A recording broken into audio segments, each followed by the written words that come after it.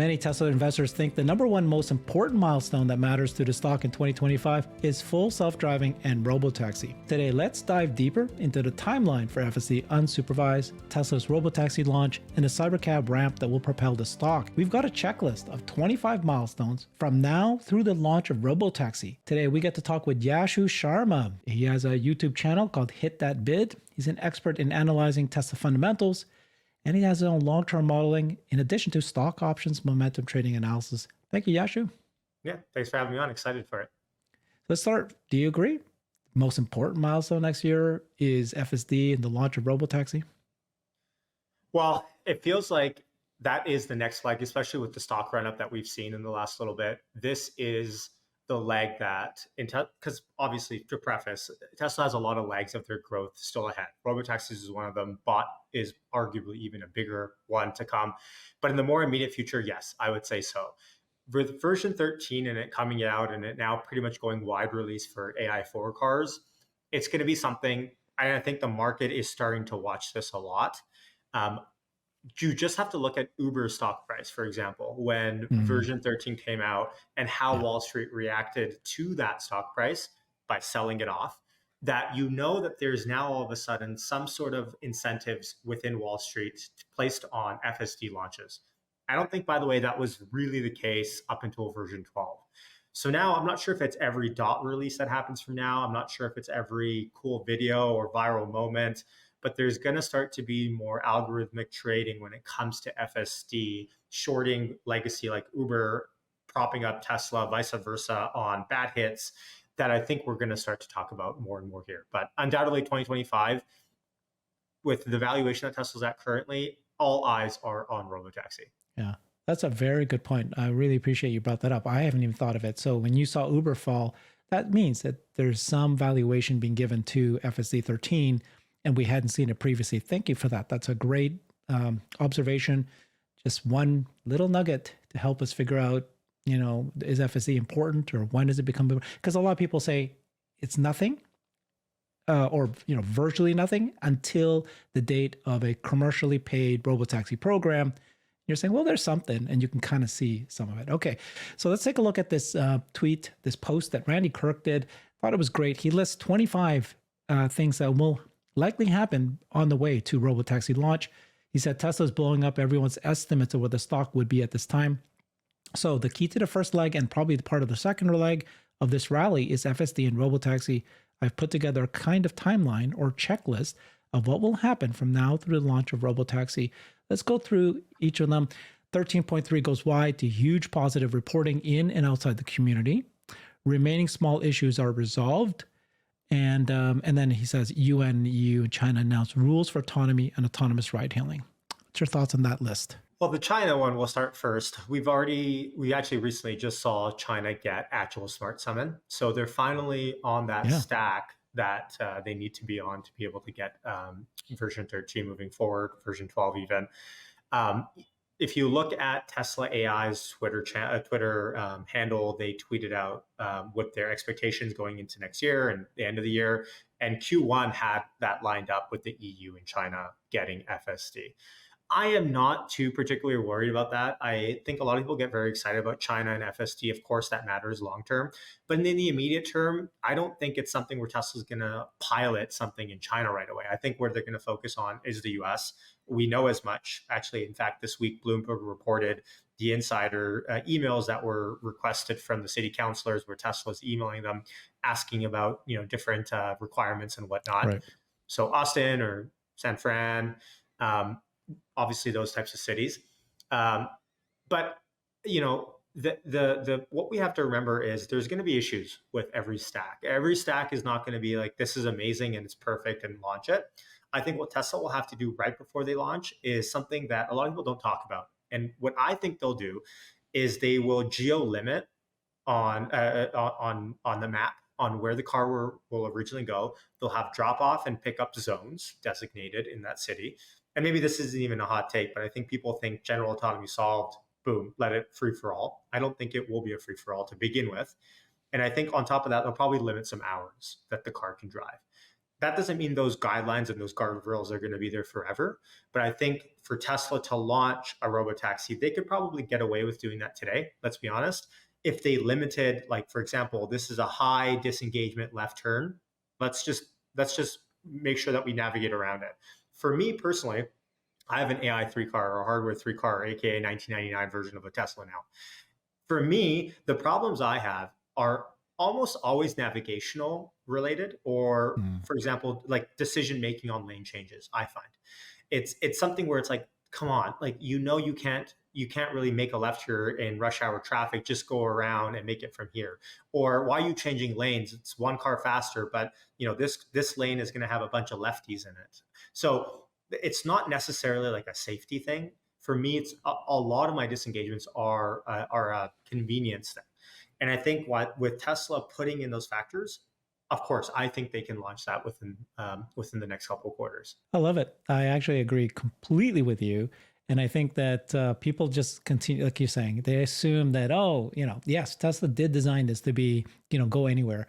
But when you launch a robotaxi platform, all companies had to go through steps, including China, including Waymo's Cruise. You first have to launch with driver. Then you have to launch with supervised. Then you have to launch, first supervised. Then you have to launch with remote drivers. And then once you prove these steps, then you can remove it. That's the regulations. So I agree with it. And I've been saying the same thing. I used to say the same thing, which is, they can probably launch it with, that's what Uber did, by the way. They launched it at just grid cities. And everybody goes, oh, no, of course not. And I'm like, no, I think that's, and I'm just saying, just like you, like we're talking first month or 2 months. I mean, we're not saying this is it. Yeah, exactly. I like that very much. And then you're saying that China, you kind of go, yeah, it's important, but it's actually already focused in the US. Interesting. Okay. Yeah. Yeah. I think, of course, it's exciting, China. It's not to discount China long term in the robotaxi game. It's just if we want proof of concept, if all eyes are on North America at the moment, I don't think they're going to jump ship from their strategy in North America and go, forget about North America. Let's go China for now. Of course, long term, we want there to be FSD in China, and there will be. But for now, focus is somewhere close to home where they can manage, because data centers are in North America, all of their FSD employees. engineers. It's going to start first. Who was telling me that this is the way it's going to go? I can't remember now. It's going to be the employees. Like you will have Tesla, which they were already using the employees for last year. We just found that out, right? Mm-hmm. So they'll just use employees, and it's going to be cars, right? It's going to be Model 3s and Model Ys, not the robotaxi yet, the Cybercab. Yes, although that might be a little bit of a debate depending on who you ask. But I agree. I think it'll be starting with Model 3 and Y. What's the debate? Well, Cybercab's not ready. Well, if you ask, a lot of people will say they're going to wait until Cybercab is ready and then pilot it with that rather than going into the fleet first. I see. Yeah. I have time for that debate. It depends on when the Cybercab gets launched. Now, if you read, everyone went gung-ho on this news story, which was hilarious, about Tesla is now launching a cheaper car all of a sudden, like last week, and the stock was rallying. But all you have to do is look at Tesla's earnings report. And every single earnings report, they say we're on track for the first half of 2025 to launch our more affordable vehicle lines, right? So, anyways, we don't have to get into that right now. But with the robotaxi game, I mean, of course, the only reason it won't be the Cybercab, there's several reasons. First reason is that the rules of the road doesn't allow for that at this point.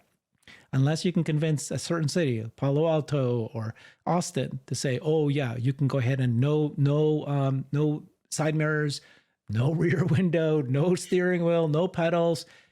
No, that's going to be a little bit. So I think they're going to go with that. And then just like I said earlier, right, there's going to be a kind of a stepping stage. You need to supervise first.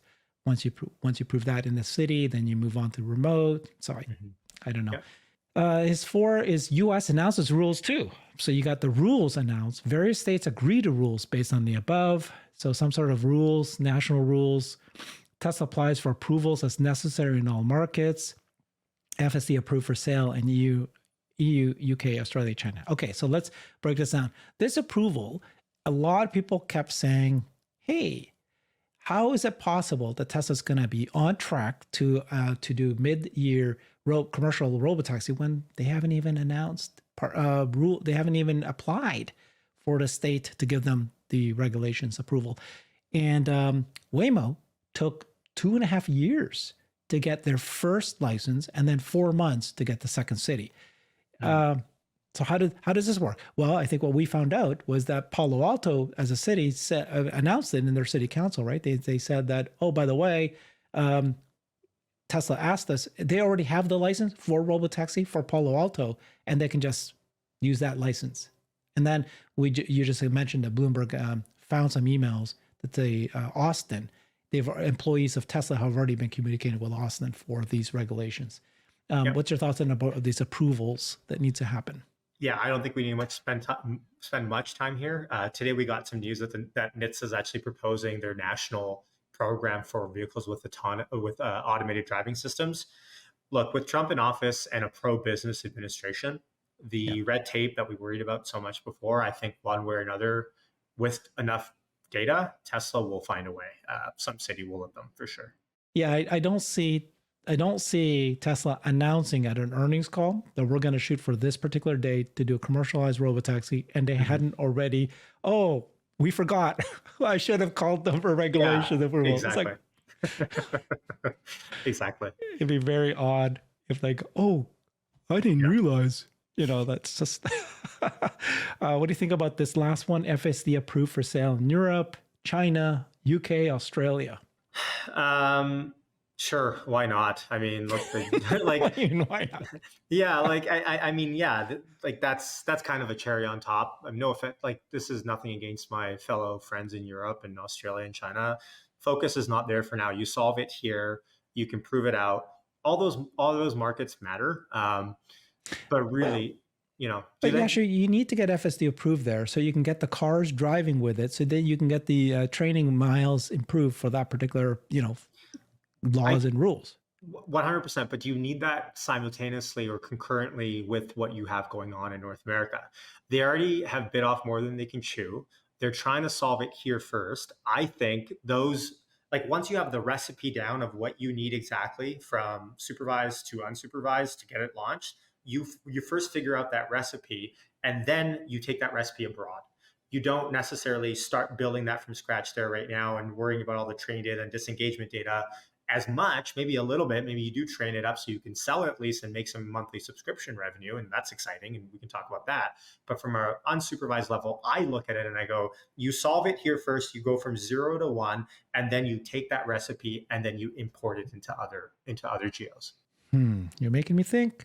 I mean, if they've got the compute power, which is the thing that really is driving all of this, it's so fast. They got the 85,000 H100s already in Giga Texas. Apparently, they're using the 100,000 in Memphis for XAI. They're using that for FSD2.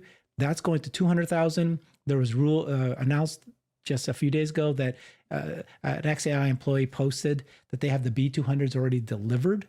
So that's going to go live in March. And then, of course, the Giga Texas is also, that supercomputer is also moving back. So you're saying, get FSD 13, get it to 14, unsupervised. And once you're there, then you roll it out in China. There's no need to necessarily have them try to go through the same pain that we did with FSD training here. Yeah, I think when you're trying to chase two chickens, you catch neither. And I think at the moment, let's focus on the one, that's at least I'm sure the engineers disagree watching this, and they're like, well, we can do both things at once. But from a layman's perspective and investor / FSD enthusiast perspective, let's get one proof of concept up and running, all hands on deck for that. And then we can talk about other geos. Wow. Yashu, this is fun. I did not expect you. You're coming up with all these ideas that are different than almost anybody else I've spoken to. Makes me think. That probably just means I'm wrong, to be honest. But well, we're all going to be either wrong or right, and we're going to be wrong and right here and wrong there, right there. But it's like if you hadn't said what you said for, I think maybe 3 things you've said just now. Like, oh, interesting. Would never have thought of it. That's fantastic. Uptakes dramatically improve in all markets as Tesla continues free trials, FSD uptake. Tesla incentivizes FSD purchase ahead of price increases. Turn 13, XYZ announced every few weeks with increasing, this is number 10, I'm sorry. 13 dot whatever announced every few weeks with increasing positive reports, right? So you got FSD uptake And as they increase the dot releases, it's going to be increasing too. What do you think? Yeah, all of that is happening. FSD 0% APR. If you take up FSD, free trials happening for sure. And then every few weeks, I think, is maybe a little bit bullish in terms of timeline at the moment. But if you ask AI Hardware 3 folks, that'll be like every few weeks. Wow, okay. But yeah, I think the pace of change will accelerate for sure. Now it's just, we know within 13, the stack is going to be unsupervised at some point. I'm pretty sure Ashok implied that. Correct me if I'm wrong. He said, yeah, I remember he said something like that. He said this is the unsupervised stack at some point. So yeah, we are close. Yeah. Do you agree with this? Some people think that there's going to be incremental FSD uptake versus, because I've been saying that I think it's either 15%. We don't know what the number is, but let's say it's 10-15% uptake today, or it's going to become 85%. Like once it gets good, everybody's going to want this and everybody's going to need this because it's for safety, it's for comfort. It's even before you get to full commercial like Robotaxi. It's just a feature that if it's that good, you'll get 85% adoption rate. Yes, I agree. I think it'll be very little or a lot. And I think at some point, Tesla will switch to FSD being mandatory with any car purchase. There you go. Even if you don't get to Robotaxi, that's right. Yeah. Jeff Lutz was pointing out, by the way, that he in Chicago has FSD in his cars and he has insurance, Tesla insurance. And when he started with Tesla insurance, right? I can't remember the exact prices, but he told you, he'll tell you exactly what it is. And then he noticed that as he uses FSD, like 90% of the time he drives, his insurance fell. Because as you use FSD, Tesla says you're a safer driver. And they cut his insurance by almost $150 per month, which pays for the FSD. Yeah. Classic. So, which means that Tesla already knows that FSD, even the way it is now, as supervised driving, is safer than non-it. So they want to promote you to do it because you're going to have less accidents. Exactly. Okay. So mainstream automotive press, financial press, and some national news press begins positive coverage. Where did this come from? Licensing deal signed. What? Is this two separate things? Is that one thing? It's number 11. One is licensing, and then 12 is more licensing. Okay, so I guess positive press coverage because of a licensing deal signed. All right. Yeah, more. Yeah, I mean, and then the last one is deals offered to Uber, Lyft, and other companies. No. But okay, go ahead. You tell me. Yeah, I mean, I tend to agree. I mean, if you have a Tesla in an Uber fleet, though, technically you could do Robotaxi. I'm not sure if they would allow it, but I guess we'll see. The licensing deal part is interesting, and for sure, I actually think within the next year, so 2025, I think we'll hear our first FSD licensing partnership there, for sure. When 2025? First half? Yeah, first half or. Sure, I'll say first half. I think they want to jump the gun prior. There'll be a company that's going to be going bankrupt or needing to merge, like we saw this week. There'll be someone that I think the first half will happen. You don't think so? No. Tesla's not going to offer licensing to a company that's needing to merge or failing. They want to only license companies to companies that have over 1 million cars per year. And my suspicion is that there is already a ton of companies approaching them, and that they are picking and choosing who they want, and they're picking and choosing the top 3 that are the bigger ones. And like if there's people that have approached them that says, oh, I'm BMW and I want to do it. And they go, well, yeah, you don't have enough. I'm Rivian. Yeah, you don't have enough. That's my suspicion. Okay. Agree or disagree. I don't think they have their picking yet. I think they're probably in talks, but I don't think they've had anything concrete just yet. Elon has publicly said, we'll sign with anyone that wants to, any car maker. And I think if they had the deal finalized, they would have already announced it. Well, he also said only if you have 1 million cars per year. Okay, I might have missed that then, actually. You missed that? Oh, he clearly said. Yeah, okay. So let's see. So more licensing deals and an Uber Lyft, right? So you So first of all, yes, I think that if you buy a Tesla in the agreement, you're not allowed to turn that into a robotaxi unless it's a Tesla network. So even if Uber driver buys Tesla, they can't turn it into an Uber robotaxi network. That makes sense. Yeah. Yeah. Do you think though that the Uber, Lyft, and other ride-hail companies, like some people think that that's going to happen, and or do you lean on that? No, I think Elon probably looks at these companies and goes, "These guys are just middlemen. They don't do anything. The inherent value that they provide, they don't create the car. They just have an app. He, at a first principles perspective, he probably looks at these companies and goes, these companies don't need to exist. They don't have the technology. They don't have the cars. They just have an app that connects people." I agree with you, except that Elon has said that there's a fleet management. We need fleet managers. We need those guys, and so. But Uber's not a fleet manager per se. Avis could be, right? But not Tesla will Uber. do it. Tesla will do that in house. They can, 100%. They can build that in house, and I think actually we'll see on the fleet manager side. Not to derail the conversation, I think we'll probably see that a lot on the more on the semi side first. I think there will be some sort of fleet manager system that they create for corporate companies that buy their cars or their semis, and then I think we'll see a derivative of that happen for the robo taxis. Interesting. Okay, let's keep going. And there you go. Semi trucks get FSD, and Pepsi reports on results.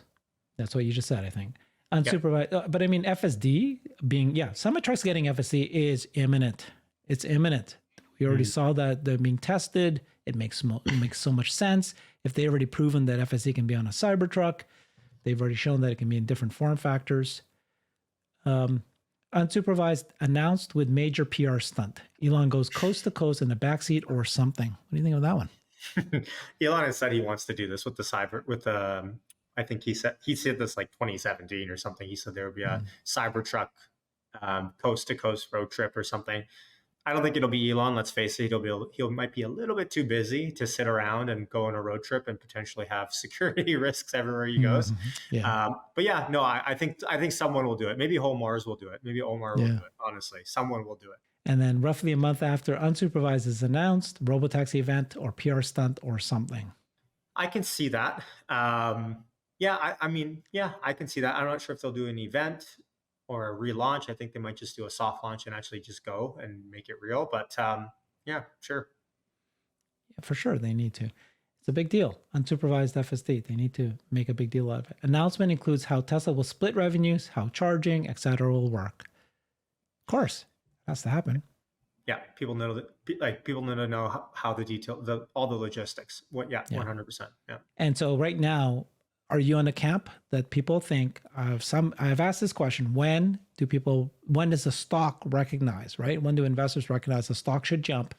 And some people say it won't happen until the day, the moment, the hour that they announce the actually unsupervised robotaxi program is launched in a couple cities, and this is how we're going to do it.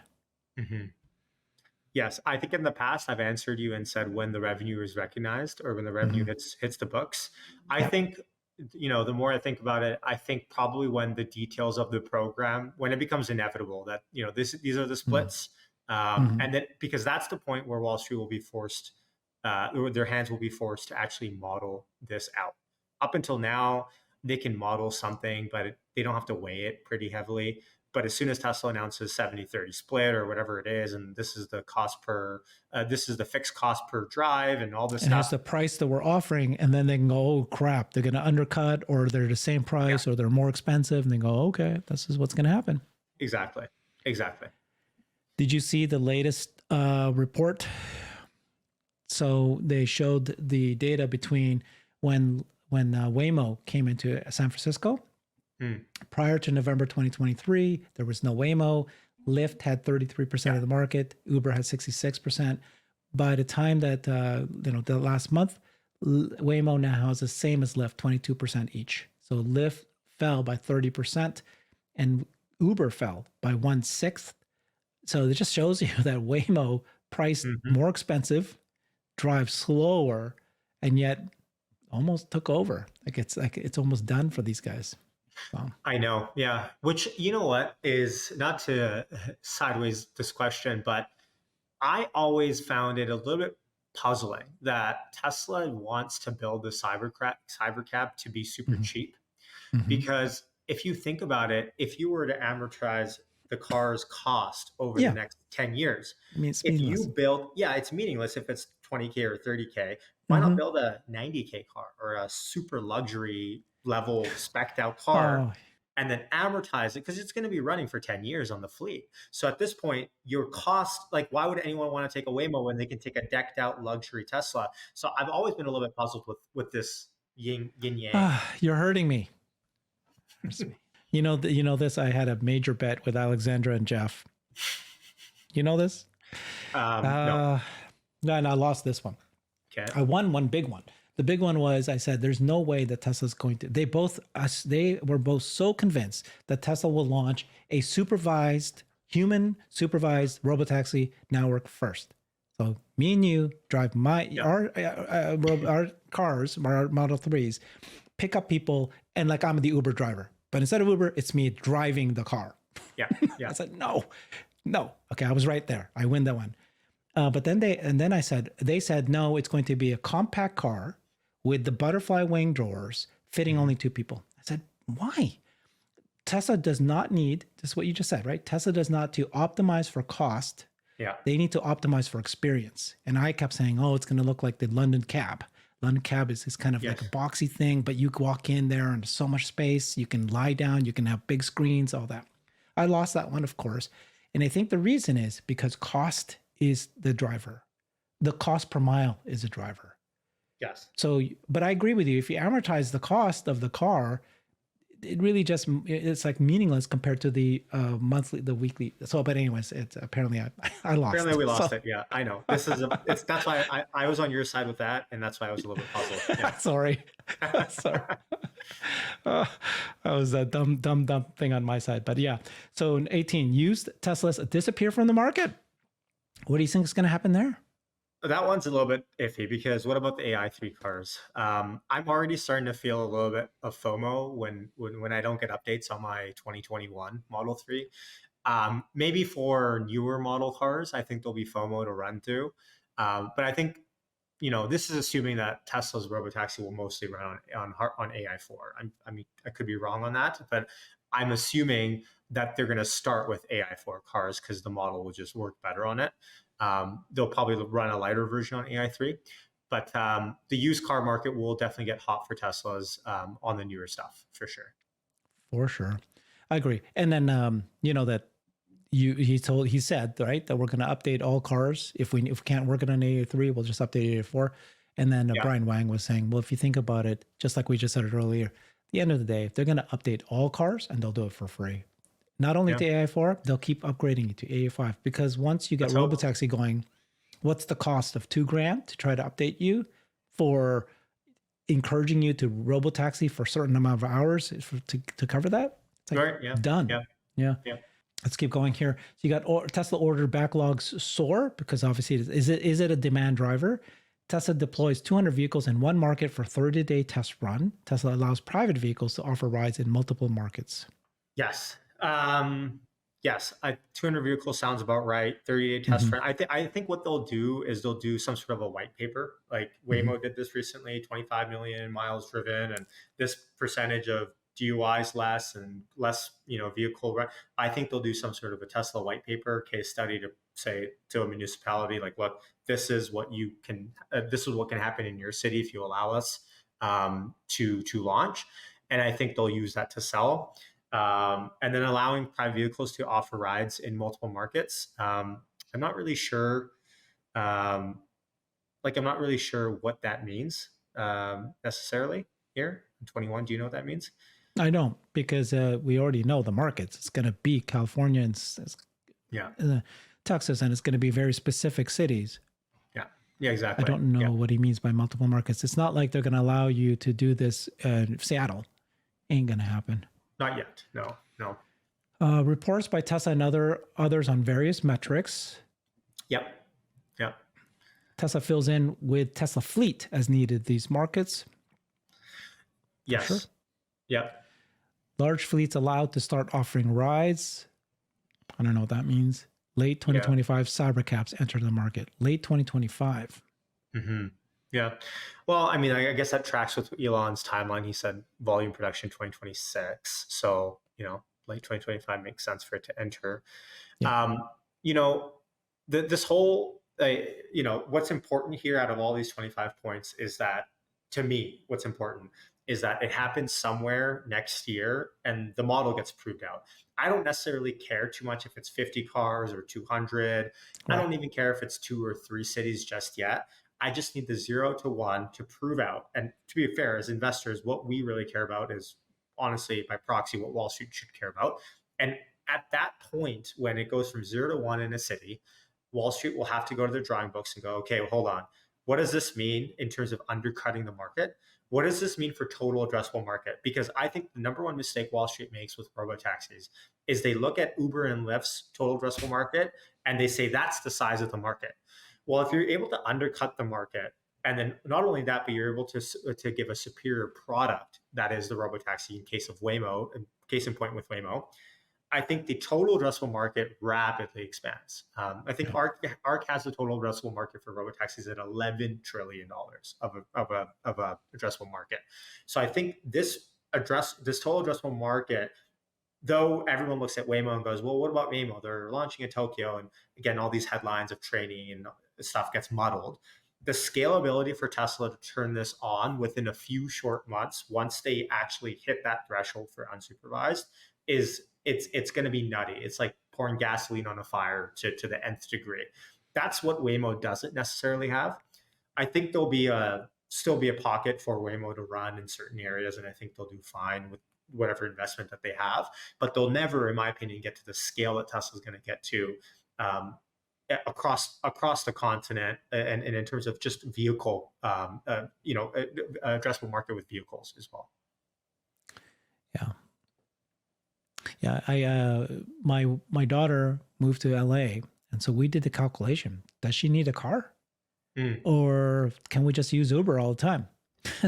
And it turned out that it was just not, it's like the cost of the Uber will be the cost of the monthly fee of owning a car. So it's like, just still get a car. And that's an Uber is still $2 to $3 per mile. So you're spending $20 for 10 miles. Yeah. You know what I mean? It's and then forget about surge pricing and all that.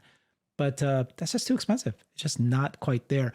Versus $2 per trip, which is what a bus would cost you, which is what these guys would be able to offer Tesla. $2 a trip. Yeah, I think they'll probably start around somewhere like 40 cents per mile. And I think over time, over scale, I think they'll probably drive that down maybe to half of whatever that'll end up being. Yeah. So at that level, a lot of people won't have cars, especially in my generation. People don't want to necessarily have cars. Now, if you have a family, if you have a minivan, if you have kids, cars, like there'll be a use case for cars, of course. But for the average person that lives downtown in the city and they don't have a family and they just go to work and come back and they go out, like why? Is going to be the question. Yeah, it's this robotaxi. I mean, we've all turned into bot fanatics, and understandably so. But it's almost like we've left the robotaxi field a little bit behind and essentially went, well, who cares about robotaxis now? And I think it's important as investors, we look at the immediate future of FSD 13 and go, hold on. Ashok has said, like, this is the stack that they're looking at unsupervised for. Like, we are close and it's pretty imminent at this point. I'm not sure if the entire stock price recently, the rally that we've seen is all attributed to that. I actually disagree with that a little bit. But the robotaxi is going to be a real revenue generator for Tesla and exponentially so, hopefully. Thank you so much, Yashu. That was great. Love it. I have to have more conversations about this. You think differently than others, and there's a few here for sure. I think you're correct. I appreciate that. Thank you, Yashu. Follow him on his. So you have a YouTube channel called Hit That Bid. What's your X handle is at Hey It's Yashu. Oh yeah, that's right. At Hey It's Yashu. Awesome. Yeah. Talk to you soon. Cheers. Bye-bye. Bye. I've created a website that is the most comprehensive resource for the Tesla investor. Please check it out. Simply go to my website at herbertong.com.